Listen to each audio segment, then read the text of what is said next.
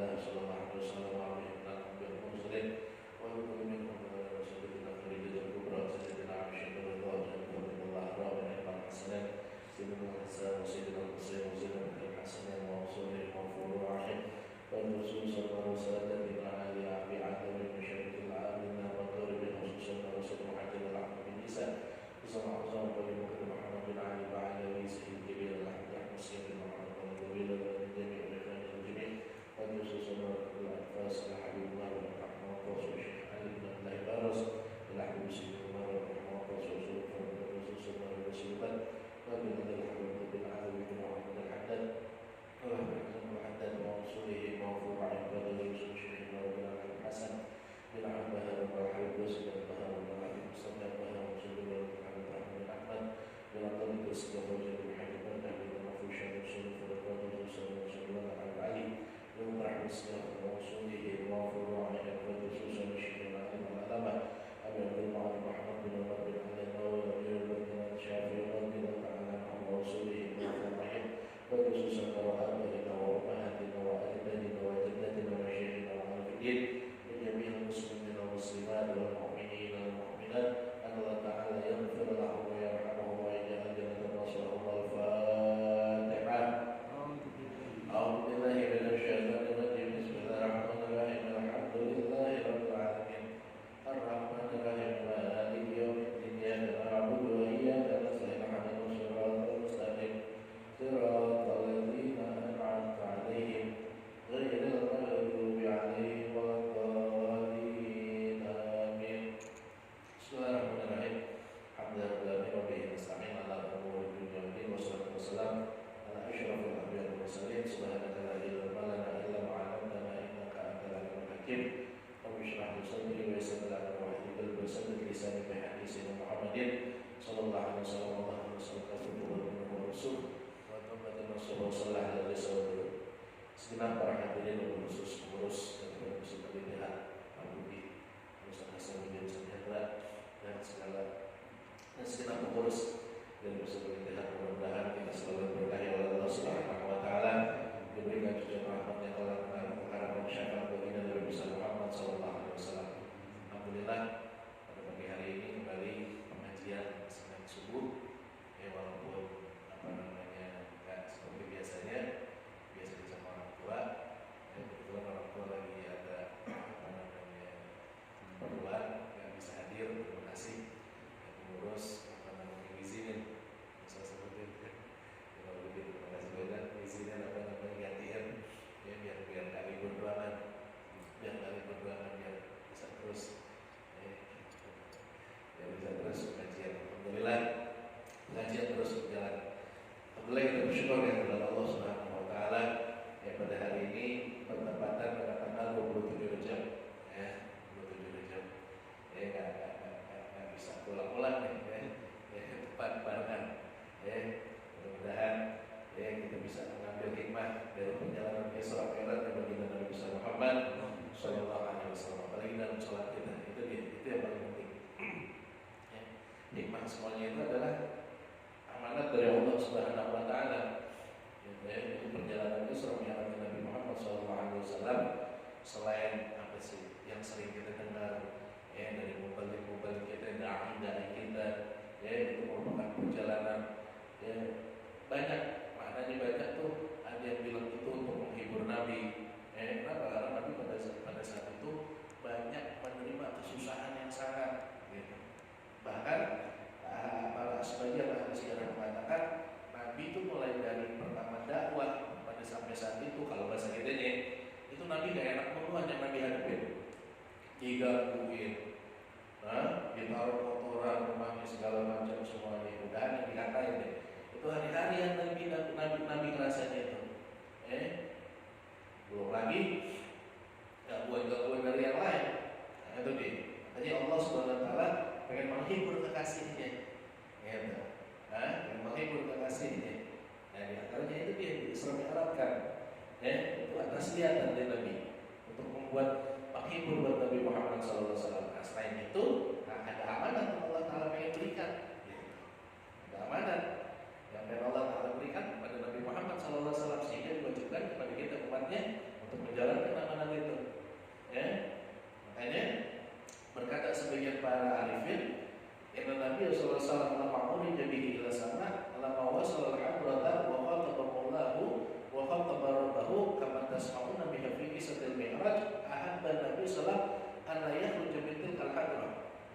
Jadi Nabi SAW kalau bahasa ini tak kalah beliau Isra Mi'raj, di kala Mi'raj berjumpa Allah Subhanahu wa taala sampai di Sidratil Muntaha di hadapan Allah Subhanahu wa taala, dan kalau bahasa kita berbincang langsung kepada Allah Subhanahu wa taala.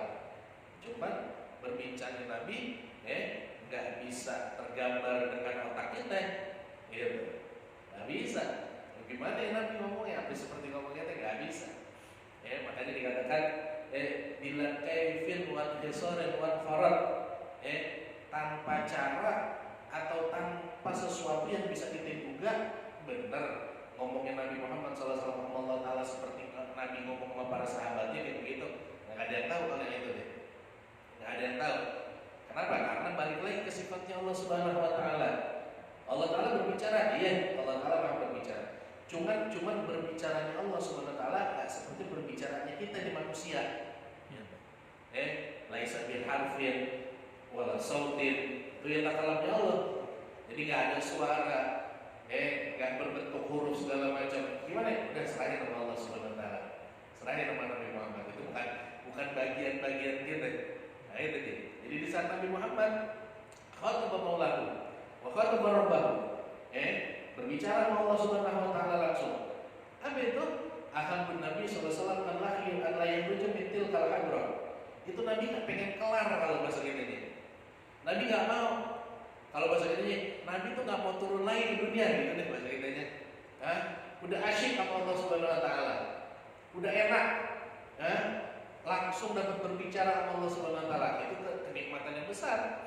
Makanya kalau sering kita dengar para aulia-aulia, orang-orang soleh, di saat mereka habis sih kalau bahasa kitanya, sholat tuh hampir ratusan rakaat, kan gitu kan, sering kita dengar ya. Aulia, orang-orang soleh, wali-wali segala macam semuanya. Di antara managibnya, di antara perjalanan kehidupan mereka tuh kalau sholat sunnah bisa sampai ratusan rakaat. Bahkan di antara mereka ada yang ribuan rakaat. Kalau bahasa kita aja, nah kita sholat tarawih aja. Udah 23 udah ngos-ngosan, udah ngos-ngosan kita. Cuma mereka kok bisa tuh, begitu nikmatnya mereka. Hampir ratusan rakaat, ribuan rakaat. Itulah mereka sudah mendapatkan kenikmatan langsung dapat berbicara kepada Allah Subhanahu Wa Ta'ala. Maknanya mereka udah nikmat, udah dalam sholat itu mereka seakan-akan mereka berbincang langsung sama Allah Subhanahu Wa Ta'ala. Makanya kalau orang yang lagi sholat, maka dikatakan apa? Fahuwa munajjin rabbah. Al-musolli munajjin rabbah. Orang yang sholat itu lagi munajjat, lagi ngobrol kalau bahasa kita ini. Lagi ngobrol sama Allah Subhanahu Wa Ta'ala. Sehingga mereka merasakan kenikmatan. Mereka mengadukan kehidupannya, urusannya segala macam. Mereka gantungkan semuanya sama Allah Subhanahu Wa Ta'ala. Kapan lagi sholat? Makanya kita disunahkan kalau dalam sujud akhir sholat kita disunahkan apa? Banyakin doa, minta aja sama Allah Ta'ala. Gak bisa akhirnya, dalam hati kita minta sama Allah Subhanahu Wa Ta'ala. Itu dia. Kalau sholat munajat rabbah. Orang yang sholat munajat sama Allah Subhanahu Wa Ta'ala. Dia lagi berbicara sama Allah Subhanahu Wa Ta'ala. Nah makanya kan di antara adabnya sholat, kalau bahasa kitanya ada orang sholat kayak masjid begini. Nah kan ada, kalau di masjid ada satir, nggak boleh kita lewatin depannya tuh. Nah itu di antara adabnya. Kenapa? Ini orang lagi ngobrol sama Allah Ta'ala yang lewatin, kan gitu bahasa kitanya. Jangan, lewatin depannya dikit. Nah, itu dia, di antaranya itu. Jadi mereka udah khusyuk, mereka udah nikmat sama Allah Subhanahu Wa Ta'ala. Nah, jadi Nabi nggak mau keluar dari keadaan itu. Pengen terus ngobrol ya sama Allah kalau bahasa kitanya. Gak mau turun, gitu. An-layat rujak mintil kalhadrah lima wajadahum min ladzatil musyahadah. Karena Nabi mendapatkan kenikmatan ketika langsung bertemu Allah Subhanahu Wa Ta'ala. Nabi gak mau keluar. Udah pengen di sini aja deh. Akhirnya, cuman Allah Subhanahu Wa Ta'ala tahu. Faqala lahu rabbuhu al-halatul lati syahadtaha al-an aj'alha laka fi shalah. Kalau bahasa kita ini bahasa bebas ya. Ya Muhammad, turun deh sekarang deh, udah kelar deh. Urusan kamu banyak di dunia, urusan kamu banyak di dunia. Orang nungguin, gak bisa nih, gak bisa lama-lama di sini. Cuman kata Allah Ta'ala, al-halatul lati syahadtaha, keadaan yang kau rasakan sekarang nih, dapat berbicara kepada aku kalau bahasa kita ini. Atau Allah Ta'ala dapat berbicara kepada aku, aj'aluha laka fi sholat. Saya jadikan di dalam sholat. Nah, itu dia. Saya jadikan dalam sholat. Sehingga engkau sholat seakan-akan engkau berbicara kepada saya. Walihada kana yaqul arihna biha ya Bilal. Dan oleh karena itu, Nabi SAW pernah berkata kepada Bilal, Sayyidina Bilal kalau bahasa Indonesia, arihna biha ya Bilal kalau bahasa Indonesia, wahai Bilal, bikin enak dengan apa? Dengan sholat gitu. Arihna bikin enak itu dengan sholat. Dengan sholat itu enak gitu lah. Begitu juga Nabi SAW katakan apa? Wajumilat qurratu aini fi sholat. Dan dijadikan ABC bahasa ini qurratu ain. Kalau qurratu ain itu sesuatu yang sedang dipandang kalau bahasa ini. Maknanya jadikan kenikmatan di dalam kehidupan saya itu di dalam sholat. Maknanya sholat itu dijadikan kenikmatan dalam kehidupan saya. Sehingga kalau udah masuk sholat, wah udah nikmat udah. Seringnya dengar para sahabat di saat mereka dalam keadaan sholat, mereka udah lupa. Sayyidina Umar Ibn Khattab radhiyallahu ta'ala anhu, beliau lagi sholat kalau bahasa Indonesia itu dipanah sama orang kafir Quraisy, kena telapak kaki, sehingga ngocor tuh darah. Cuma Sayyidina Umar terus aja sholat. Sahabat kalau bahasa kita aja itu heran-heran deh kalau bahasa kita aja. Ya Amirul Mukminin, itu kau punya kaki berdarah. Itu ada panah yang nancap di kaki kau. Kata Sayyidina Umar, saya nggak ngerasa. Saya lagi sholat kalau bahasa kita aja. Saya lagi sholat. Yang akhirnya Sayyidina Umar minta tolong cabutin. Cuma kata Sayyidina Umar, ntar dulu cabutnya. Kalau kamu cabut sekarang ini berasa. Ntar lempengan saya sholat, ntar baru cabut. Jadi kata Sayyidina Umar, lempengan saya sholat baru cabut. Itu gak berasa kan? Cucu Rasulullah SAW, Sayyidina Ali Zainal Abidin, yang selamat satu-satunya cucu Nabi SAW dalam keadaan Karbala. Kalau bahasa Indonesia, beliau lagi sholat dalam satu masjid, yang itu masjid, kalau bahasa Indonesia emang masjid lama, sehingga bangunannya sebagian tuh udah pengen ambruk. Sehingga beliau lagi sholat, ternyata itu masjid benar. Orang di luar yang benar Rasulullah, teriak-teriak. Kalau bahasa kita cucu Rasulullah, itu masjid hancur tuh. Masjid hancur. Hati-hati, bahasa kita hati-hati kita. Semuanya orang di luar teriak. Cuman itu Sayyidina Ali Zainal Abidin terus aja sholat. Nggak menghiraukan panggilan mereka. Nah kalau udah kelar sholat, lihat si berderobo baru. Pas keluar orang-orang, nggak mendengar itu masjid roboh. Begitu orang di pasar aja dengar itu robohan masjid. Apa kata Zainal Abidin? Telah menyibukkan aku dengan Allah Subhanahu Wa Taala daripada kegaduhan seluruhnya. Jadi semuanya itu udah membuat sibuk keadaan beliau dengan Allah Subhanahu Wa Taala daripada kegaduhan di rubuh masjid, orang-orang yang teriak orang nggak dengar sama sekali udah. Itu dia. Daripada keutamaan sholat. Di saat mereka masuk sholat, itu jadi PR nih buat kita, termasuk saya. Gimana kita dengan sholat kita? Gimana kita dengan Allah Subhanahu Wa Taala? Sholat kita segala macam semuanya. Nah, cuma emang ini ujiannya. Udah.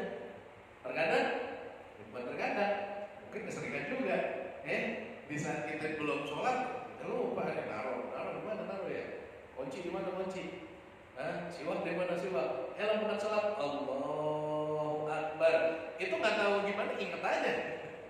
Itu setannya emang.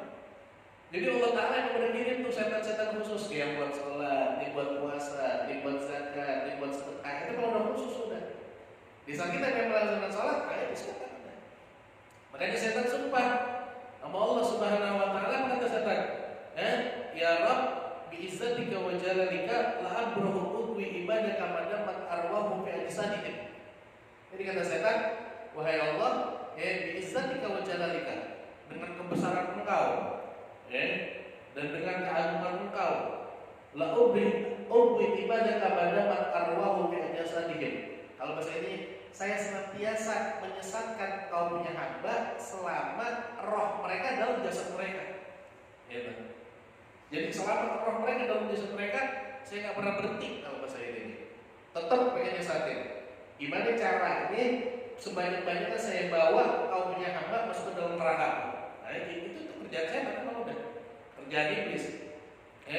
Sehingga mereka nggak bisa lihat orang sholat, nggak bisa lihat orang zakat, lihat orang sedekah, lihat orang haji, itu nggak bisa. Mereka kerahkan seluruh tenaganya itu dia. Jadi dalam keutamaan dalam sholat ini waktunya nih. Syukur sama Allah Subhanahu Wa Taala. Allah Taala berikan kita amanah sholat yang 5 waktu, yang kalau yang harus kita syukurin, yang harus kita nikmatin, kita introspeksi diri kita, belum lagi Nabi Shallallahu Alaihi Wasallam mengatakan, dalam hadis yang marfu, awal yuhasabu bil abdi yaumil qiyamah sholat. Yang pertama kali dihisab sama Allah Subhanahu Wa Taala dalam kerjaan kita selama hidup di alam itu sholat kita, sholat kita. Fa'in sholat itu apa nih? Kalau sholat itu bagus, udah amal yang lain diterima sama Allah Subhanahu Wa Taala. Nah sekarang gimana? Pertanyaan sholat kita gimana? Rukun-rukunnya gimana? Syarat-syarat sholat sebelum masuk sholat gimana? Nanti belum sunah sholat gimana? Nah ini semuanya yang dapat mendatangkan kekhusyuan kita. Makanya syukur sama Allah Subhanahu Wa Taala. Khusyuk itu menjadi rukun. Khusyuk menjadi rukun sholat. Tetapi sebagian para imam ada yang menjadikan apa kalau bahasa kita khusyuk itu, karena Imam Ghazali mengatakan, sekedar khusyuk kita di dalam sholat, sekedar itu juga Allah Taala terima sholat kita. Jadi sekedar khusyuk kita dalam sholat itu diterima. Kita khusyuknya dalam sholat, lempengan baca Fatihah, udah lempengan baca Fatihah doang dan terima sholat kita. Kita khusyuknya pas lagi tahiyat akhir, ya udah tahiyat akhir banget. Makanya kan kalau dalam sholat, dalam udah masuk sholat itu kita kosongkan pikiran kita, fokus ke dalam sholat, jangan pikiran yang lain. Makanya kan diantara kesunahan masuk ke dalam sholat, yang pengen punya apa sih kalau bahasa ini, kerjaan yang belum rapi, kelarin dulu nih kelarin. Bahkan ada perkataan gadimil isya, goblan isya. Dahulukan itu kita makan malam sebelum sholat isya. Masuk waktu isya. Kalau bahasa kitanya, bini kita udah nyampe makan. Makanan tuh udah siap, hitungannya di meja. Bukan lagi masak, bukan. Bukan lagi masak. Makanan tuh udah siap. Udah siap satu deh kalau bahasa kitanya. Itu dikatakan gadimil isya. Dahulukan makan siang, makan isya, makan malam maknanya. Isya itu makan malam. Makan dulu, goblan isya sebelum sholat, belum sholat isya. Apa tujuannya? Ntar giliran sholat jadi nggak kepikiran makan, gitu. Jadi lempengan sholat nggak mikirin makan. Udah takbiratul ihram jadi nggak kepikiran. Sayur ini juga ada ditinggalin sholat. Itu dia. Itu dia. Itu sampai segitu. Kenapa? Karena kalau yang udah masuk sholat udah fokusin sama Allah Subhanahu Wa Taala. Hilangin tuh pikiran segala macam semuanya, urusan segala macam semuanya, fokusin sama Allah Subhanahu Wa Taala gitu. Bisa jadi PR buat kita termasuk saya, kekhusyuan kita, rukun-rukun kita, adab sholat kita sama Allah Subhanahu Wa Taala. Sehingga gak jarang kalau bahasa kita sering dengar firman Allah Taala, sholat itu dapat mencegah kemungkaran dan kekejian. Kenapa? Masih banyak orang yang sholat cuma mereka masih melaksanakan hal-hal yang dilarang oleh Allah Subhanahu Wa Taala. Masih banyak melakukan maksiat, yang mendatangkan murka Allah Subhanahu Wa Taala. Berarti sholatnya nggak berpengaruh, sholatnya nggak berpengaruh. Kenapa? Karena mereka datang dalam sholat, dalam keadaan sholat di saat mereka lalai kepada Allah Subhanahu Wa Taala. Sehingga apa yang mereka lakukan? Kalau bahasa kitanya hanya untuk sekedar menggugurkan kewajiban, bukan menjadi kebutuhan. Bukan menjadi kebutuhan. Sedangkan sholat ini merupakan kebutuhan kita. Kita butuh sama sholat, bukan kewajiban. Makanya lihat, di antara orang-orang kalau bahasa ini orang-orang yang benar, mereka butuh kepada sholat. Di saat mereka mendengar panggilan Allah Subhanahu Wa Taala, apa jawaban mereka? Alhamdulillah, zuhur, alhamdulillah asar, alhamdulillah subuh. Itu yang mereka ucapkan. Terus mereka sadar nggak sadar mereka ucapkan itu, dan itu nggak bisa dibohongin. Itu nggak bisa dibohongin. kalau sholat menjadi kebutuhan mereka, itu diantaranya. Alhamdulillah dan subuh, dan tadi lebih subuh alhamdulillah, jadi zohor, itu diantaranya. Coba lihat bagaimana mereka, kalau bahasa kita ini, mohon maaf sekali lagi, yang mereka jadikan sholat itu hanya sekedar menggugurkan kewajiban. Zohor aja ini, baru berapa? Secara gak langsung itu. Baru sholat zohor udah asal aja. Sholat zohor itu 3 telat. Itu dia. Secara gak langsung keluar dari mulut mereka. Kenapa? Karena mereka hanya sekedar menjadikan sholat hanya menggugurkan kewajiban. Gak dijadiin kebutuhan. Kita butuh sama Allah Subhanahu wa Ta'ala, datang dalam sholat, khusyuk dalam sholat, datangkan rukun-rukunnya, datangkan sunnah-sunnahnya. Sehingga kalau bahasa kita ini, orang kalau udah sholatnya rapi, udah deh urusan dunianya rapi gitu. Orang kalau udah sholatnya rapi, urusan dunia rapi. Allah Ta'ala atur semuanya. Makanya dalam rangkaian sholat itu semuanya, kalau bahasa kita ini, semuanya itu mendatangkan kebahagiaan bagi kita. Mulai dari panggilannya, azan kalau bahasa kita, terus khomatnya, sampai kita melaksanakan sholatnya, sampai kita selesai melaksanakan sholatnya.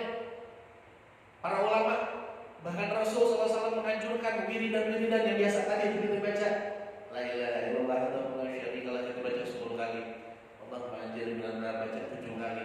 Itu semuanya yang waris dari Rasulullah. Bacaan-bacaan. Setelah sholat langsung kita istighfar. Dia bilang, habis sholat istighfar. Emang kita habis buat salah? Habis ini kalau habis buat salah baru kita istighfar. Enggak, itu lain lagi. Ini kita istighfar kita minta ampun sama Allah dari dalam sholat kebanyakan lalai kita, enggak? Itu kita minta ampun sama Allah. Jangan sholat yang lama, jangan sholat yang 4 rakaat 3 rakaat, yang 2 rakaat itu tadi subuh. Apakah kita khusyuk tuh mulai dari Allahu Akbar sampai innaka Hamidum Majid? Itu introspeksi diri kita itu. Makanya setelah itu dia jangan istighfar, kita minta ampun sama Allah ya.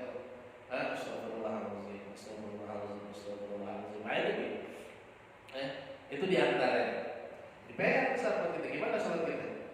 Gimana kita menghadap Allah Subhanahu wa Ta'ala? Mudah-mudahan dengan keadaan dengan tanggal sekarang kesurangan ini kita dapat memperbaiki sholat kita. Alhamdulillah kita masih dalam bulan Rajab yang merupakan bulan Allah Subhanahu wa Ta'ala. Pintu gerbangnya, sehingga banyak-banyak dianjurkan yang lagi baginda Nabi Muhammad SAW untuk memperbanyak doa, Allahumma barik lana fil Rajab wa Sya'ban wa balighna Ramadan. Itulah doa mereka. Kenapa? Mereka tahu daripada keutamaan bulan Ramadan. Bahkan kalau aulia, orang-orang soleh terdahulu, mereka minta berjumpa dengan bulan Ramadan, itu bukan 3 bulan nih kayak kita nih. Kan kita kan masuk bulan Rajab baru minta, ukurannya 3 bulan.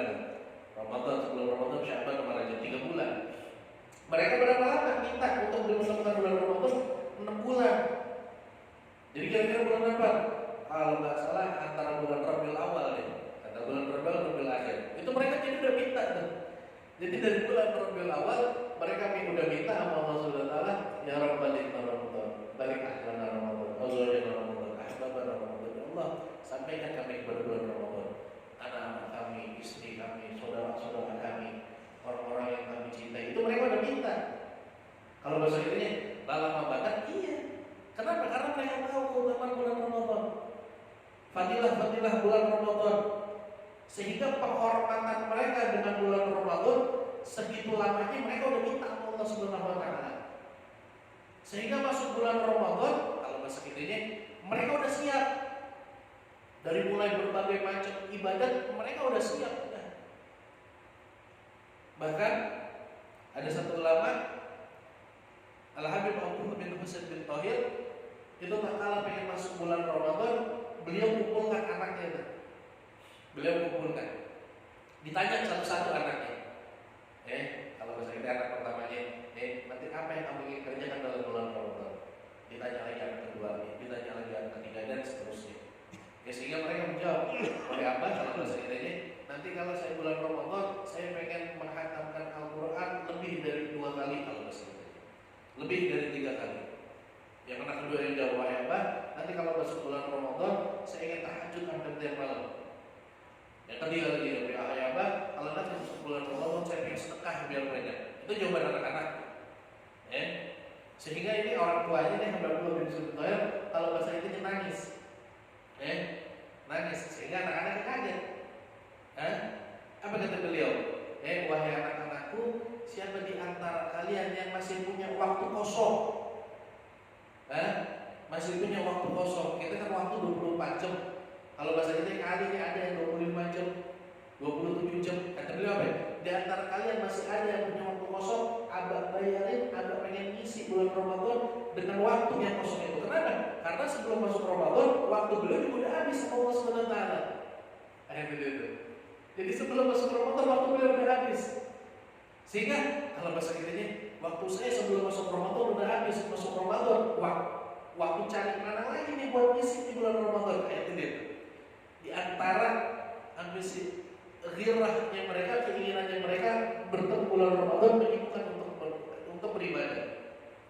Tapi sehingga mereka di saat bertemu bulan Ramadan udah siap. Kalau bahasa kitanya baca Quran itu nggak pakai malas lagi. Bangun malamnya bangun aja, sedekahnya keluar aja, puasanya enak aja mereka jalanin. Itu dia. Karena mereka udah habis sih kalau bahasa ini. Udah nyambut bulan Ramadan 6 bulan lamanya mereka udah sakit.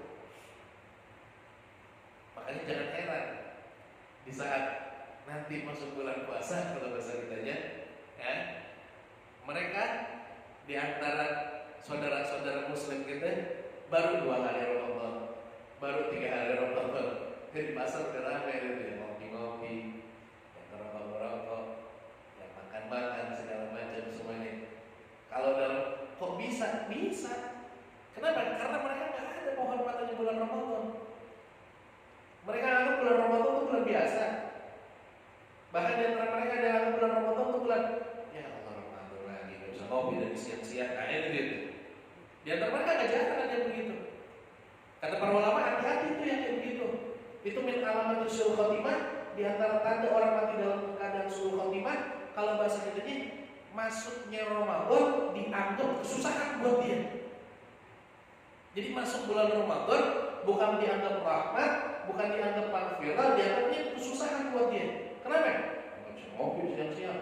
Misalkan, bisa ngopi pagi-pagi, capek mau kerja, berangkat, mau lapor, haus, segala macam. Nah itu dia. Itu benar betul suul khotimah. Di antara tanda-tanda betul suul khotimah, masuk bulan Ramadan jangan kesusahan.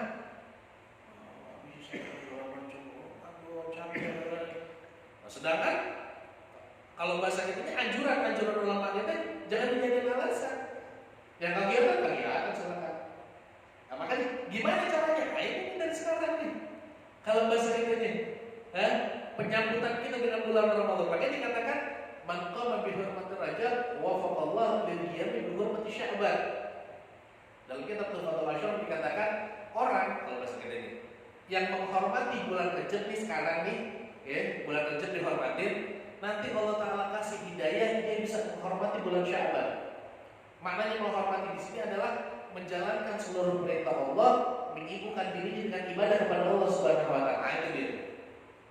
Jadi orang kalau bahasa ini sekuat mungkin deh menjalankan sebisa dia. Di luar kerjanya dia ibaratnya, mungkin dia kerja dari pagi, sampai siang, nanti bisa masuk ibadah, udah laksanakan, atau malamnya segala macam. Mana di bulan itu dipakai untuk ibadah kepada Allah Subhanahu wa taala. Nanti wafaqallahu lil qiyami bi hurmati Sya'ban. Nanti Allah Taala kasih taufik hidayah, dia bisa ibadah dalam bulan Sya'ban. Nah itu dia. Jadi bulan Sya'ban, lagi bulan Rajab, kita dengar bulannya Allah Subhanahu wa taala. Dianjurkan kita untuk memperbanyak istighfar kepada Allah Subhanahu wa taala. Minta ampun kesalahan kita. Makanya dalam tadi itu, dalam sumpahnya iblis sama Allah Subhanahu wa taala, dalam lanjutannya di saat iblis bilang, iblis apa namanya? Kalau bahasa kita senantiasa mengganggu, menyesatkan hambanya Allah Subhanahu wa taala selama haram dalam jasad-jasad mereka. Apa jawaban Allah Subhanahu wa taala? Allah taala bilang apa? Wa izzati wa jalali. Apa kata Allah Subhanahu wa taala? La adur mabaritu mabaritu an-aghfir mabaritu aghfir lahum astaghfaruni. Kata Allah Subhanahu wa taala, kata kalau kamu bersumpah ingin menyesatkan daripada hamba saya selama roh mereka dalam jasad mereka, Allah taala juga bersumpah wa izzati wa jalali mabaritu lahum astaghfaruni. Aku akan senantiasa memberikan ampun kepada mereka selama mereka meminta ampun kepada saya. Itu dia. Jadi syaratnya minta ampun. Jadi Allah Ta'ala mengampuni hambanya selama kita beristighfar kepada Allah Subhanahu wa taala. Minta ampun, tobat kepada Allah Subhanahu wa taala.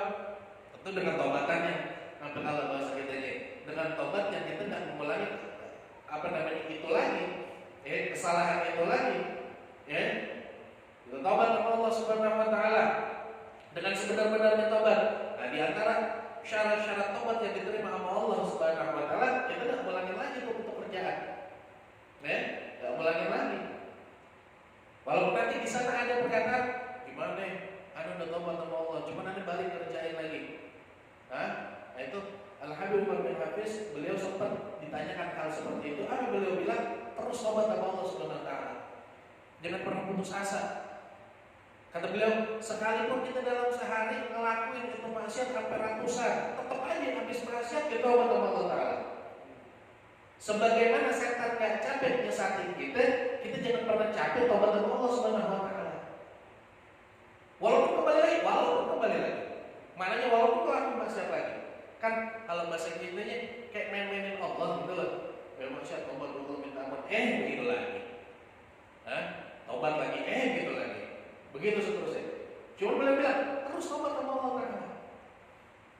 Biar setan tuh capek benar itu tobat. Emang itu yang dianjurin. Nanti keseringan tobat kita itu dapat merubah keadaan kita. Kalau bahasa ini, yang memang kita istiqomah melakukan maksiat, nanti Allah Ta'ala rubah pelan-pelan. Gak sadar kita tahu, gak mau aja gitu loh. Ogah aja. Jadi kalau bahasa kitanya jangan pernah putus asa, jangan pernah putus asa, terus aja doa sama Allah SWT, minta ampun sama Allah SWT. Ini bulan Rajab bulannya. Jadi orang yang bisa menghormati bulan Rajab, nanti Allah Ta'ala kalau bahasa kitanya kasih taufik hidayah kemampuan bisa ibadah dalam bulan Syaban. Wa man qama bi hurmati Syaban, wa faqallahu lil qiyam bi hurmati Ramadan.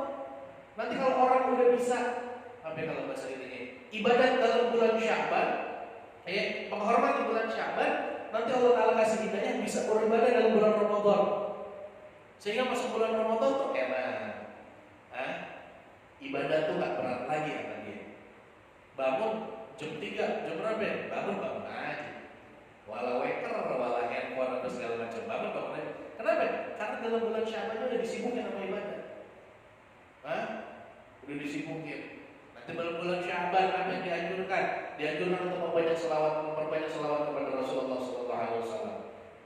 Terus muamalah kita sama manusia, dianjurin tuh sebelum masuk bulan Ramadan, bulan Syaban, kita biar datang ke rumah saudara kita, datang ke rumah encang kita, anjing kita, yang masih ada orang tuanya yang berpisah sama orang tuanya, datang ke rumah orang tuanya. Bahkan dianjurin bukan hanya untuk menyambung silaturahmi kepada mereka yang ahya, yang hidup, bal amwat, orang yang mati juga. Datengin kuburannya kalau bahasa kita ini, ziarahin, yang ada rezeki bikin perawahan kalau bahasa kita ini. Bikin perawahan terus sebelum masuk Ramadan, bikin perawahan deh. Turun-turun keluarga apa-apa. Itu diantara yang dianjurkan dalam bulan Syaban. Sehingga mereka nikmatin. Mereka orang-orang yang udah nggak ada di tengah keluarga kita, maknanya mereka yang udah meninggal duluan, mereka nikmatin. Nikmatin apa? Kiriman hadiah dari kita itu. Kiriman ini Fatihahnya, ini bacaan Yasinnya, ini doa-doanya segala macam semuanya. Mereka ngerasain, nikmatin. Nah, kapan? Itu bulan Syaban. Jadi bulan Syaban itu dianjurkan untuk berbanyak salawat Rasulullah kepada Rasulullah, juga banyak-banyak menyambung tali silaturahmi, kekerabatan, kekeluargaan, bahkan bukan sampai hidup, sampai mati pun juga. Nah, makanya nggak jarang bulan Syaban kita bilangnya bulan apa? bulan Roahan kan gitu kan. Yang bulan masuk ini bulan Roahan nih, bulan Roahan. Ini bulan Syaban. Sehingga orang yang bisa beribadah bulan Syaban bisa beribadah dalam bulan Ramadan. Hadirin kita, wa man qama bi Ramadan, hafizallahu min Ramadan ila Ramadan. Nanti orang kalau udah bisa ibadah dalam bulan Ramadan, nanti Allah Ta'ala jaga dari satu Ramadan ke Ramadan yang lainnya dijaga oleh Allah Subhanahu wa Ta'ala. Sehingga dia kalau pengen menjalankan ibadah itu enak. Pengen menjalankan ketaatan kepada Allah enak aja. Ngaji subuh jalan aja, nggak berat kan? Bangun subuh nggak berat. Ada di luar bulan Ramadan, ya di luar bulan Ramadan kan kadang-kadang, kita ini, bulan Ramadan doangan, bulan Ramadan doangan getolnya kalau bahasa kita ini. Kenapa? Karena emang iman kita lagi naik-naik di bulan Ramadan. Kita nggak bisa dibohongin. Makanya nggak apa-apa deh ambil kesempatan, daripada enggak sama sekali. Padahal harusnya jangan, Makanya ada perkataan, janganlah engkau menjadi hambanya Ramadan. Walau takut abdan Ramadanian. Kamu jangan menjadi hambanya Ramadan. Maknanya apa? Kita ibadahnya cuma bulan Ramadan. Di bulan Ramadan, habis-habis aja, wala sholat malam, sunnahnya segala macam habis aja kan. Cuman nggak apa-apa, mudah-mudahan dengan berjalan dan berlalu di bulan Ramadan terus bisa ketularan ke bulan-bulan yang lainnya. Akhirnya jadi orang udah bisa ibadah dalam bulan Ramadan, hafizallahu min Ramadan ila Ramadan. Nanti Allah Ta'ala jaga. Ibadahnya gampang, baca Qur'annya gampang, zikirnya gampang, sholat malam segala macam. Padahal di bulan Ramadan, kenapa? Karena bulan Ramadan itu udah menjalankan sebenar-benarnya. Bangun malamnya segala macam, sedekahnya. Sehingga kalau bahasa ini ketularan tuh kebiasaan bulan Ramadan sampai luar bulan Ramadan. Makanya kan di antara ibadah-ibadah yang apa kalau bahasa kita ini, ibadah itu penting. Cuman hasil dari ibadah itu nggak kalah penting, gitu. Jadi hasil dari ibadah itu nggak kalah penting. Seperti haji penting, wajib hukumnya. Cuman hasil dari haji tersebut, maknanya setelah kita selesai dari rangkaian haji itu nggak kalah pentingnya. Maknanya apa? Kalau bahasa kita ini, orang yang namanya udah kelar haji, itu sholat Jumat nggak ketinggalan, akhirnya dia. Sholat Jumatnya nggak ketinggalan, amal kebaikan itu menyambut, segala macam semuanya kebaikan mereka sambut. Itu diantara tanda-tanda mereka mendapatkan haji yang mabrur. Itu nggak kalah penting. Jadi nggak cuma rangkaian haji doang yang penting, cuma setelah haji, gitu. Jangan sampai mohon maaf setelah haji, kehidupannya begitu aja lagi. Sebelum mereka sholat berjamaah, kelar haji, udah nggak sholat aja lagi. Mohon maaf, mana-mana masih pakai celana kuntung, auratnya nggak ketutup. Itu kemana itu? Inian hajinya kalau bahasa kita ini. Nah itu jadi artinya juga Ramadan. Di antara Ramadan, ibadah dalam Ramadan penting. Cuman nggak kalah penting hasil daripada bulan Ramadan. Gitu, hasil daripada bulan Ramadan. Sehingga keluar dari bulan Ramadan, kita masih melakukan apa yang biasanya kita kerjakan dalam bulan Ramadan. Nah itu nggak kalah penting juga. Jadi sholat witirnya masih terus jalan, witirnya masih jalan, sedekahnya masih jalan, sunnah rawatibnya juga masih jalan, gemar ke masjidnya juga masih jalan. Nah itu dia. Kalau kita bisa, kita ibadah seperti dalam bulan Ramadan, aduh, nikmat banget udah, nikmat banget. Mudah-mudahan, oleh karena kemarin, kita sebisa mungkin, sekuat mungkin beribadah dalam bulan Rajab sehingga kita dikasih taufik hidayah bisa beribadah dalam bulan Syaban, sehingga kita bisa beribadah dalam bulan Ramadan. Kita sampai dipertemukan dengan bulan Ramadan, mendapatkan kemuliaan Ramadan. Amin ya rabbal alamin. Mungkin ini yang bisa aku sampaikan. Terima kasih sekali lagi kepada pengurus Budi Saraswati Suhendra yang mengizinkan untuk mengisi pengajian pagi ini biar nggak libur.